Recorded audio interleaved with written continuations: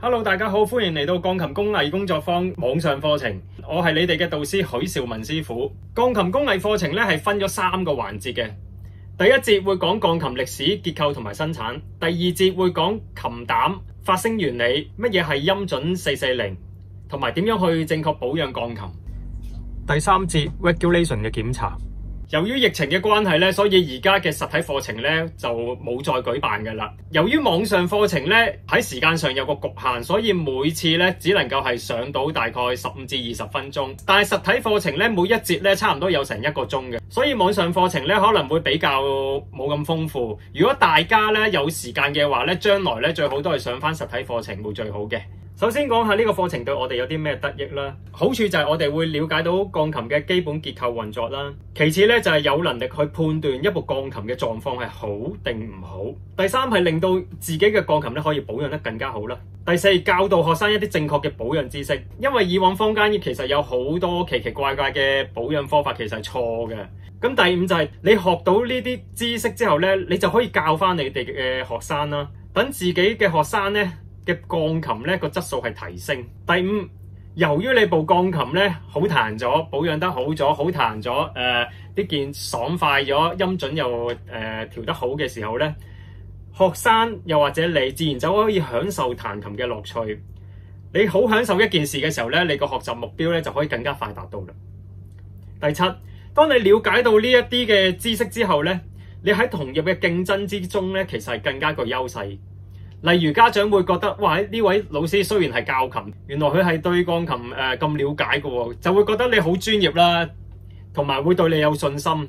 咁你自然咧，學生都會收得多啲嘅啦。大家可以睇一睇呢一幅圖，呢一幅圖咧係講緊鋼琴嘅發展嘅一張歷史圖，由左邊開始睇起。最早期出現嘅鋼琴咧，其實出現喺大概公元1世紀嘅時候。喺嗰陣時咧，古埃及人咧開始已經製作到鋼琴出嚟，但係同而家鋼琴係非常唔同。嗰陣時嘅鋼琴咧，主要係好似風管琴咁，用空氣嚟到發聲，然之後再加上鍵盤，就好似而家鋼琴琴鍵嘅一啲機械，去令到佢發聲。慢慢咧，呢一個樂器咧就發展成為我哋而家見到嘅風管琴。發展風管琴嘅同時咧，就有另一個研發嘅分支分咗出嚟，就係利用弦線發聲生產咗一個樂器出嚟。咁起初呢個樂器唔係叫鋼琴嘅，首先發明出嚟嘅嗰款樂器咧叫 clavichord 咧又叫做小鍵琴。佢嘅原理咧係首先有一個鍵盤，然之後當你撳個鍵盤嘅時候，琴鍵尾咧會有一塊銅片篤起一條弦線。喺篤嘅時候咧，條弦線發聲，但係 clavichord 嘅聲音係非常細嘅。後嚟研製出嚟嘅 clavichord 咧就越嚟越大部。嗰陣時咧嘅 clavichord 咧就比較大聲啦。到咗16世紀嘅時候咧，harpsichord 就出現啦。harpsichord 我哋會叫做大鍵琴。harpsichord 嘅發聲原理咧係用一支羽毛管勾到弦線，勾出聲音。由於佢嘅發聲原理咧唔係篤，而係勾條線，就好似我哋彈吉他咁樣彈響條線，所以佢嘅力量係比較大，佢嘅聲音亦都比較響。喺16世紀，例如巴赫嘅年代、莫扎特嘅年代、貝多芬嘅初期年代，都係有用到 harpsichord 呢一種樂器。去到1705年嘅時候咧，另一款嘅樂器出現啦，佢叫做 Tangen Piano。Tangen 嘅發聲原理咧，就係當你撳琴鍵嘅時候咧，琴鍵尾咧會推高一支木塊，去篤到條弦線發聲。由於呢個衝上去嘅力量咧係大過勾弦線嘅力量，所以佢嘅發聲咧係更加大聲嘅。而且有趣嘅係，只要你改變篤去弦線物件嘅質地，咁你就能夠改變到嗰個音色嘅唔同，可以係硬啲，又或者係可以係柔和啲。所以咧配合咗好多技術嘅發展之後咧，Tangen Piano 咧係風靡過一時嘅，直至去到貝多芬時期，另一款近似現代嘅鋼琴咧開始出現啦，佢就係 Forte Piano。Forte Piano 咧其實喺1709年已經發明咗出嚟㗎啦，但係嗰陣時嘅 Forte 咧係非常之沉重，撳落去嘅時候係要用好多力嘅，所以咧有好多音樂家都唔中意佢。有傳聞話巴赫試過之後咧好唔中意 Forte Piano， 之後咧就甚至揾個斧頭去整爛佢添。咁呢啲都係傳聞嚟嘅。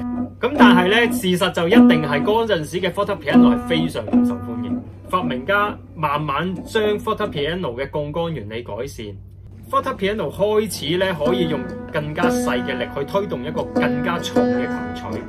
喺嗰陣時開始，慢慢咧就有音樂家用到 fortepiano 啦。fortepiano 嘅琴錘咧係特別重嘅，而且特別大嚿，所以喺低音弦嘅發聲咧係非常之響亮嘅。但係只要你將個琴錘做翻細啲、尖啲，去到高音嘅時候咧，佢就可以變翻啲聲係特別高音同埋貴比較明亮。透過改變 fortepiano 嗰個琴錘嗰個質料，就可以令到鋼琴有唔同嘅音色，而且出嚟嘅音色係非常豐富。fortepiano 亦都係現代鋼琴嘅一個基礎。我哋而家用緊嘅鋼琴其實都係叫做 pianoforte， 又或者叫 fortepiano。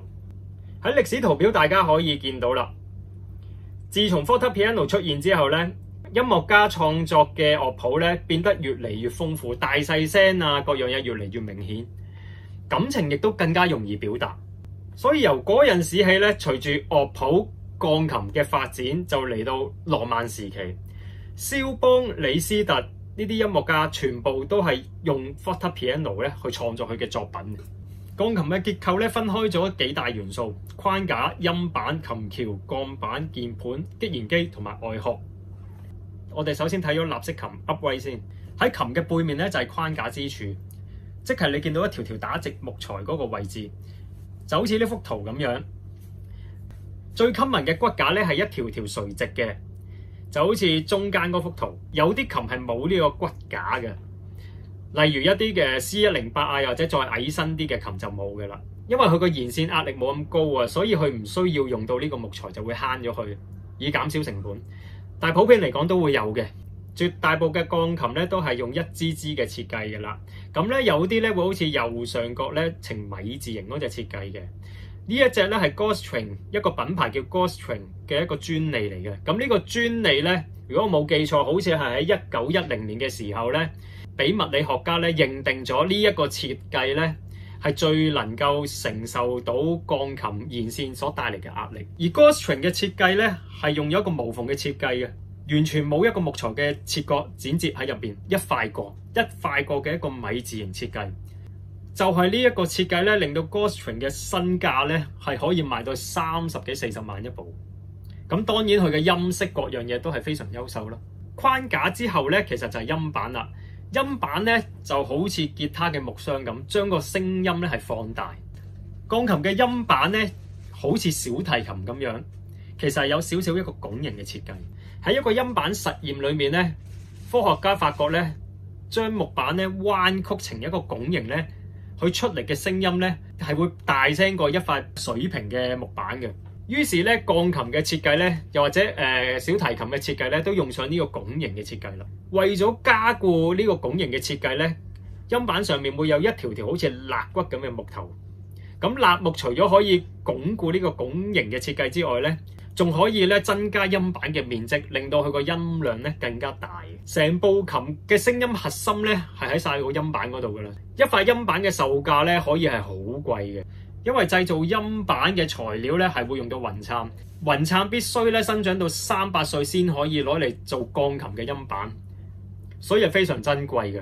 一塊靚嘅音板最好咧就喺同一棵樹上面斬出嚟，而且所有木紋嘅方向嘅嗰個闊度都係一致。但係要揾塊咁嘅音板係非常之難，因為木材嘅嘢有陣時去到中間就生一支出嚟噶嘛。生一支樹枝出嚟嗰度咧，零零舍就有個窿噶啦。咁你就有陣時要避咗呢啲窿位咧，你就唔能夠一棵樹做一塊音板出嚟啦。於是咧就會變咗由好多棵唔同嘅樹，跟住木紋差唔多，咁顏色又差唔多，就搭埋一齊，咁就變咗一啲比較廉價嘅音板。音板貴起上嚟咧，20幾30萬一塊都得嘅。平起上嚟嘅，整門口嗰啲都得嘅。有啲門係用雲杉做嘅，大家可能唔知。咁睇下你買嗰部琴嗰個價值啦，睇下標幾多錢啦，睇餸食飯啦，通常越貴越好咯。所以你話 Steinway 凡士安尼邦森都華啲聲音點解咁好咧？就喺塊音板上面。喺音板上面咧有兩條木，有兩條黑色嘅木，大家喺呢幅圖你會見到嘅啦。咁其實唔係個黑色，只係油咗一陣鉛喺上面啫。呢兩條木我哋叫琴橋，弦線會喺琴橋嗰度咧做一個棘一棘嘅動作，弦線震動發聲咧，佢嘅聲音同埋震動會透過琴橋咧傳到去音板嘅。咁所以琴橋嘅質料咧亦都非常重要。平嘅琴咧，你睇落條琴橋咧，好似一條好普通嘅木頭咁嘅。但係如果你睇下法士安尼啊、Steinway 啊呢啲貴嘅琴咧，你會發覺條琴橋咧好似藝術品咁靚嘅，會有好多塊唔同嘅木板搭埋啦，甚至中間會有一個好獨特嘅切角嘅，呢啲你睇唔到嘅，全部都係為咗將聲音可以更加好咁樣透過琴橋傳到音板而設計。咁所以琴橋其實都係一個價值嘅所在。再上嘅咧就係鋼板啦，鋼板係承受住弦線嘅20至30噸嘅壓力嘅。30噸大概係一部9尺琴嘅弦線拉力啦，細細地嘅琴其實大概都有20噸嘅啦，20到22噸左右都有嘅啦。有啲鋼琴會用到高磅數弦線嘅設計嘅，例如舒毛特別易斷線，即係呢個我唔講，大家都唔知。但係大家放心啊，佢對我哋調音師嚟講係易斷線，但係我哋會盡量令到佢唔斷線嘅，係有方法去做嘅，大家放心。而且因為佢係高磅數嘅弦線咧，所以佢出嚟嘅聲係唔同啲。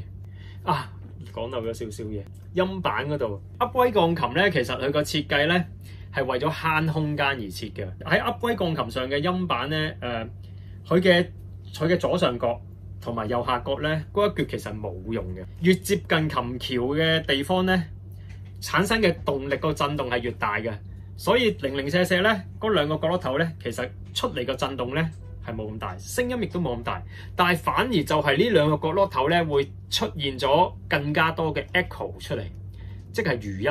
你喺部琴度大力炸一下，然之後會聽到呢啲餘音，就係喺呢啲角落頭走出嚟。有啲鋼琴嘅設計咧係會將啲多餘嘅位置咧嘅音板咧係切割咗佢，係唔會要嘅。咁但係有啲琴會要翻嘅，譬如一啲矮身嘅琴啦，又或者音板本身佢冇咁大聲嘅琴都需要留翻，因為佢唔夠聲嘛，佢咪要埋呢一個餘音嘅聲音去幫助佢咯。如果呢一個設計用喺一部大琴上面咧，佢冇好好咁處理呢個情況咧，個餘音咧係大得好誇張嘅，係會好唔舒服嘅。大家彈嘅時候，鋼板都有嘅時候咧，安好咗嘅時候咧，咁咧就會擺個 keypad 上去鋼琴上面噶啦，兩塊側板，然後加個 keypad。keypad 即係鍵盤，分兩樣嘢嘅，我哋可以睇一睇圖。最底嗰塊叫 keypad， 佢一定要平，佢唔可以彎，唔可以曲。如果唔係，你成個鍵盤咧就一邊高一邊低，然之後咧影響埋你成個 action 咧，你成個琴膽咧個 regulation 都亂七八糟噶啦。咁所以有陣時搬琴嘅時候咧，呢個 keypad 會拆嘅，拆完之後安翻上去，要安得好咯。如果有少少兩面高低爭啲咧，入邊鋼琴成個 regulation 咧就要重新 set 過噶啦。咁最底嗰塊係 keypad 啦，高少少嗰塊安咗一支嘢嗰塊咧，我哋叫做 key theme。點解兩嚿嘢要分開咧？其實純粹係為咗方便維修嘅啫。keypad 之後安埋個擊弦機 action 上去，咁基本上就係一部鋼琴噶啦。稍後時間我哋喺工廠參觀嗰 part 咧，我會再講得清，跟住講一講三角琴啦。三角琴嘅結構咧，佢嘅設計係着重佢個音色嘅優美，佢成份概念都係擺晒音色優美嗰度噶啦。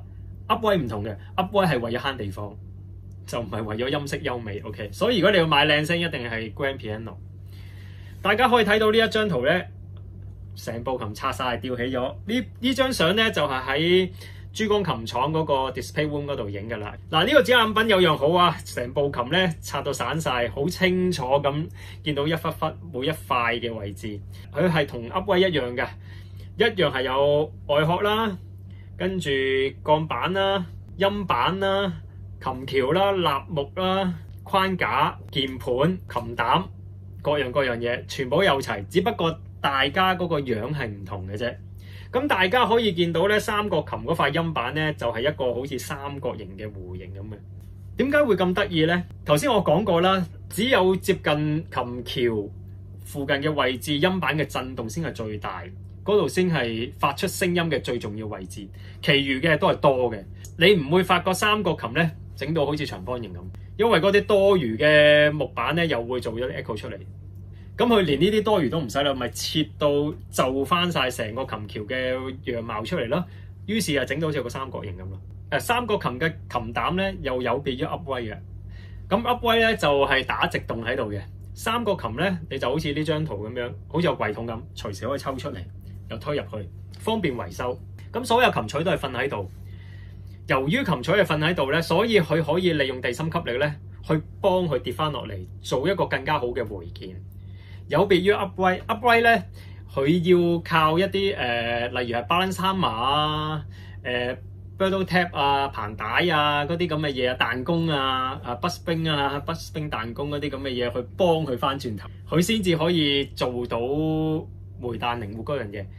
但係upright 咧，你個連彈個靈活性幾強都好啦，去到有個位一定死火，一定彈唔到嘅。但係三角琴係唔會死火嘅，點解咧？嗱，我會喺第三節 regulation 嗰度為大家講得清楚啲。呢張圖咧就大家可以睇到三角琴個框架之處係點樣啦。嗱，佢而家呢一個設計咧叫做放射性嘅，絕大部分三角琴咧都係用放射性嘅呢個設計嘅啦。咁有啲會用井字形設計嘅。喺好多年前咧，鋼琴就已經有大規模嘅生產㗎啦。但係講緊喺工業革命之前咧，鋼琴嘅生產其實係一步一步專為音樂家度身訂造去獨立生產出嚟，而唔係一條流水線咁樣去生產出嚟。喺工業革命之後咧，成件事就唔同咗啦。John Bockwood 咧係以流水線形式生產鋼琴嘅一間工廠。自此之後咧，鋼琴就唔係一件一件藝術品咁做出嚟啦，而係大規模咁樣做，每一部都好似差唔多樣咁樣生產出嚟。所以如果你去到博物館嘅時候咧，你會發覺以前嘅鋼琴咧係好獨特㗎，好似一件藝術品咁嘅俾你嘅感覺，會有自己嘅雕花，會有自己嘅畫喺上面。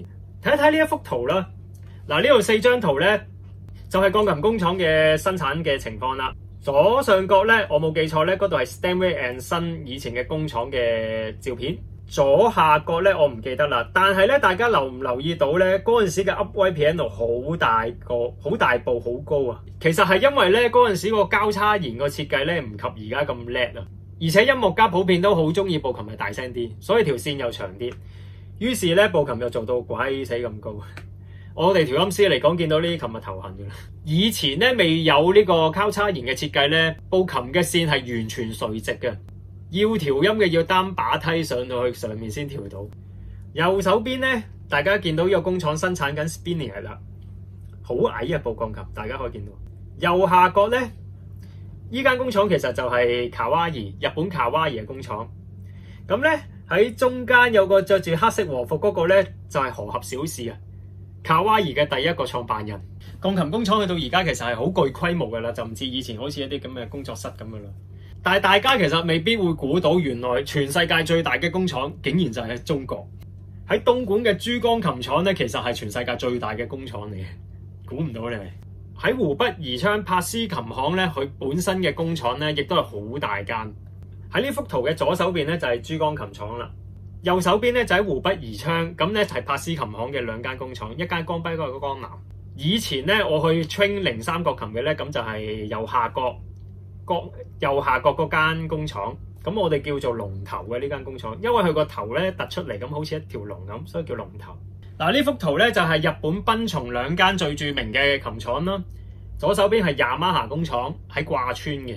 好啦，另一個咧就係龍陽，喺龍陽嘅卡哇伊工廠。呢一幅咧就喺紐約 Steinway & Son 嘅工廠。咁而家網上面咧絕大部分嘅片咧，絕大部分嘅 YouTube 片咧都係紐約 Steinway & Son 嘅啦。而呢一間工廠咧就係德國 Steinway 啦。跟住落嚟咧會帶大家去珠江琴廠嗰度睇下嘅。呢段片咧我喺2019年6月嘅時候錄嘅。如果大家想參觀呢間琴廠，其實唔難嘅，只要你去相熟嘅旅遊公司咧。申請去參觀呢間琴廠咧就可以噶啦。入到去嘅時候咧，入邊嘅服務員咧就會俾一部耳機你，然之後咧你喺參觀嘅時候咧就一路帶住呢部耳機咧，咁嗰個機咧就會一路喺度講解個工廠點樣運作嘅。但係通常都我哋嗰陣時冇人聽咯，點解啊？因為同條流水線一啲關係都冇。其實每個參觀嘅人咧都好好奇個流水線上面係做緊啲咩，但係嗰部機係冇講嘅。咁所以咧就變咗寧願唔聽啦。而家咧我就簡略講一講嗰個工廠個流水線個流程，其實佢喺度做緊啲咩啦。一入去嘅時候咧，其實都已經部琴咧有好多零件已經整好咗出嚟㗎啦。框架、音板、琴橋同埋鋼板咧，呢啲全部基本上都安晒上去㗎啦。咁點解切割啊嗰啲冇得睇咧？因為咧木材切割咧係非常大塵同埋污糟嘅。咁油漆外殼嗰啲直頭亦臭添啦，有毒添啦，所以你冇可能會走入去嗰度，佢呢啲咁嘅地方嗰度參觀嘅。入到琴廠嘅時候咧，你就會見到一條條嘅流水線噶啦。咁然之後咧，嗱，鋼板、框架、陰板，其實各樣嘢都放晒喺度嘅，全部都準備安裝噶啦。你唔會見到有鑄鐵嘅情況出現嘅，一塊塊嘅鋼板啦，噴好晒油噶啦。咁前面嘅咧就係陰板啦、框架啦、琴橋全部都安好晒噶啦。順次序就會推過去左手邊咧，一路去加工。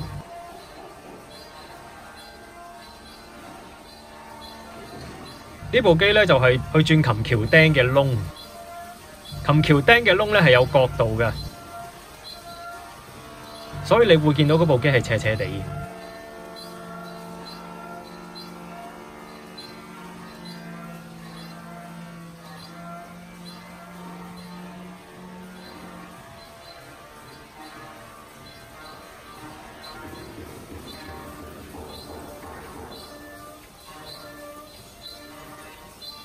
呢個角度睇得清楚啲，轉好咗窿之後咧，就係咁嘅樣噶啦。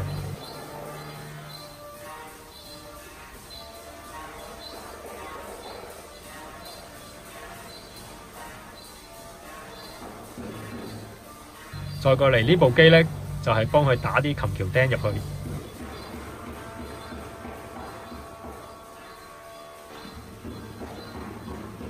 然之後安裝鋼板啦。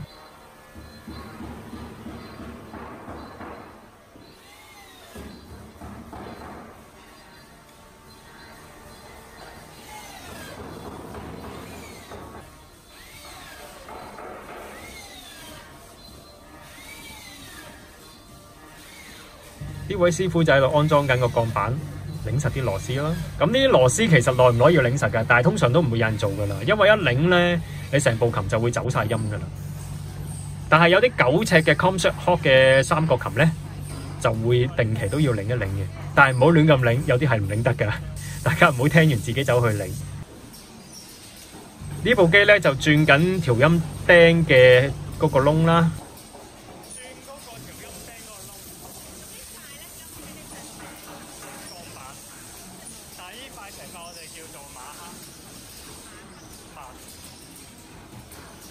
嗱，調音釘安咗上去啦，但係未擰落去嘅，點解咧？因為仲要安條弦線上去先會擰落去。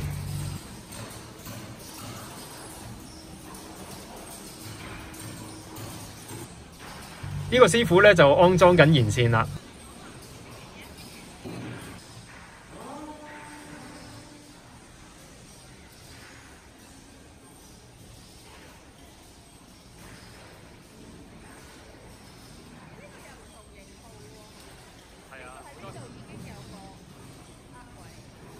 安裝好弦線之後嘅鋼琴就係咁嘅樣啦。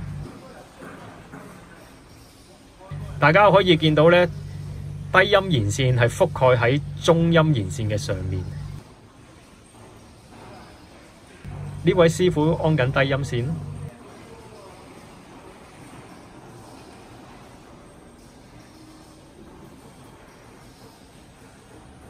好啦，上到上面嗰層啦。一塊塊外殼嘅板咧就放咗喺度啦。呢度特別睇一睇嘅，其實個師傅喺度安緊腳踏底盤。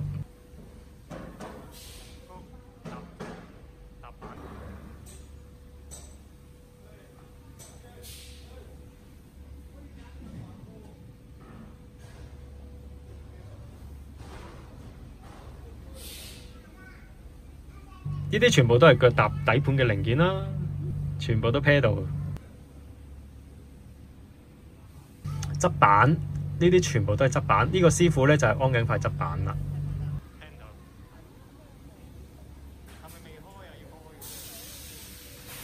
咁呢啲側板其實係冇螺絲轉入去嘅，純粹用膠水黐嘅啫。以前咧要等膠水乾咧，就要等成個禮拜嘅。而家有咗機械嘅幫助咧，幾秒鐘就即刻乾咗㗎啦。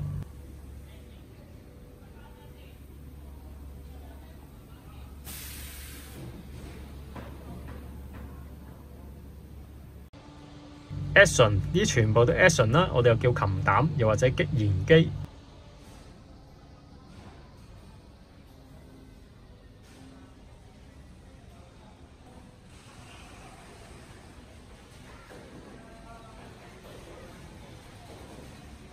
咁咧呢條生產線咧專門係做 regulation 噶啦。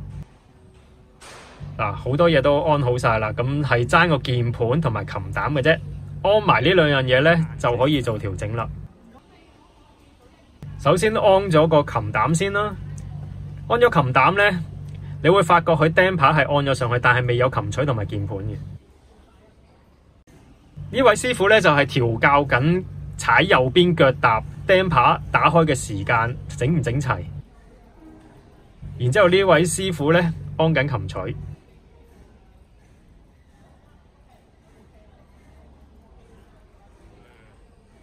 另外呢位師傅咧就係校緊嗰個 damper 嘅角度。所有琴膽咧都只能夠貨翻俾自己嘅鋼琴用嘅啫，就算係同一個型號都好啦，你搬咗個隔離嗰部用咧，就會有嚴重嘅漏音同埋對線錯誤噶啦。所以琴膽係唔可以攞去第二啲鋼琴用噶，即使係同一個型號、同一個牌子都唔可以。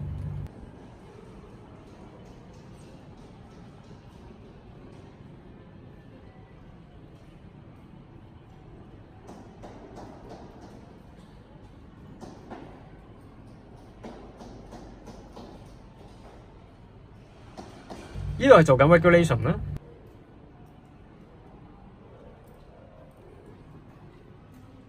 ，key level 啦，琴鍵水平嗰塊揸住嗰條咧，我哋叫做 key level 尺。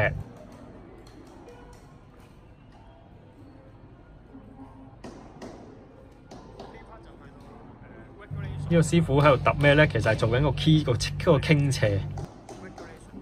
好啦，再上面嗰層咧，就會係零件嘅生產部分啦。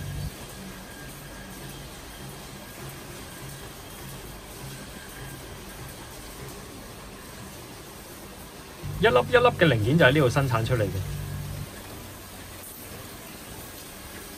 呢個係我哋叫旋仔啦 ，weapon 旋仔。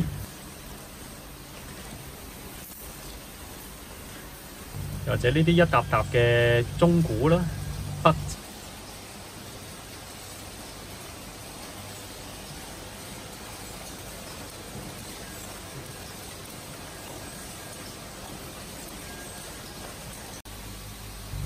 呢部機咧會自動咧將 center pins 咧打入去嗰個聯動木嗰度嘅。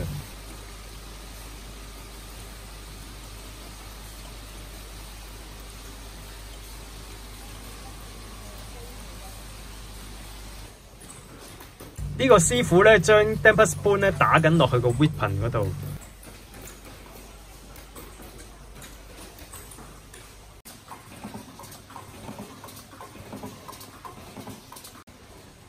呢啲係整好咗嘅鐘鼓啦，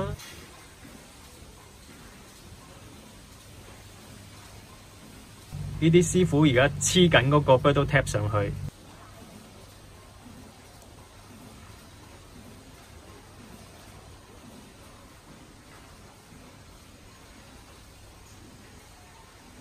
呢兩位師傅安緊鐘鼓彈弓。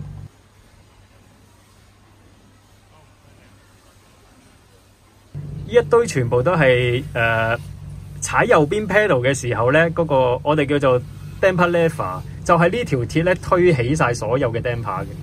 咁呢度就開始安踩右邊 pedal 嘅時候，琴後面推起製音器嘅零件啦。零件生產呢一部分之後咧，其實就冇嘢睇噶啦。跟住工廠嘅職員咧就會帶你去博物館嗰邊參觀，咁嗰邊咧就有佢哋珠江廠近代同埋以前嘅一啲琴啦，同埋有啲 souvenir 啦，各樣嘅嘢啦。所以有興趣嘅好值得大家都去睇一睇嘅。網上課程嘅第一節咧先講到呢度，如果有任何疑問咧，可以喺下面留言板嗰度咧向我查詢，又或者有啲咩嘢問嘅咧，就喺嗰度留言啦。第一節嘅課程講到呢度先，拜拜。